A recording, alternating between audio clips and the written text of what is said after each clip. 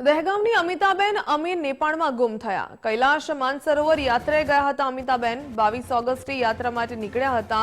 25 ઓગસ્ટે છેલ્લી વખત પરિવારની સાથે વાત થઈ હતી। નેપાળ ફ્રેન્ડશિપ બ્રિજ પરથી વાત થઈ હતી। કુદરતી હોનારત બાદ સંપર્ક વિહોણા બન્યા છે। પરિવાર ઇમરજન્સી હેલ્પલાઇન પર જાણ કરી સરકાર અને સ્થાનિક પ્રશાસન દ્વારા ફોલોઅપ લેવા પરિવારની અમિતાબેન હેમખેમ પરત આવે તેવી આશા। ત્રણ સભ્યો જે યુએસએમાં સ્થાયી થયેલા છે તેઓ 22 ઓગસ્ટના રોજ અમેરિકાથી કૈલાશ માનસરોવરની યાત્રા માટે નીકળ્યા હતા। 25 તારીખના રાતના જે ત્રાસદી આવી તેની અંદર અમારા પરિવારજનો સાથે ત્રાસદી આવ્યાના 1 કલાક પહેલા એટલે કે 8 વાગ્યાના અરસામાં તેમની સાથે વાત થઈ ત્યારે તેઓ ફ્રેન્ડશિપ બ્રિજ ઉપર હતા અને તેઓનું કહેવું એવું હતું કે અમે લોકો આગળની યાત્રા પૂર્ણ કરવા માટે જઈ રહ્યા છીએ।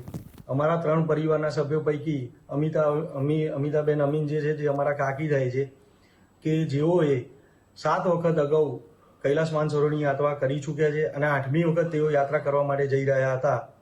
પણ ત્રાસદીના કારણે 8 વાગે વાત થયા પછી એના 1 કલાક પછી ત્રાસદી આવી, તેના પછી આજ દિન સુધી કોઈ સંપર્ક થવામાં આવ્યો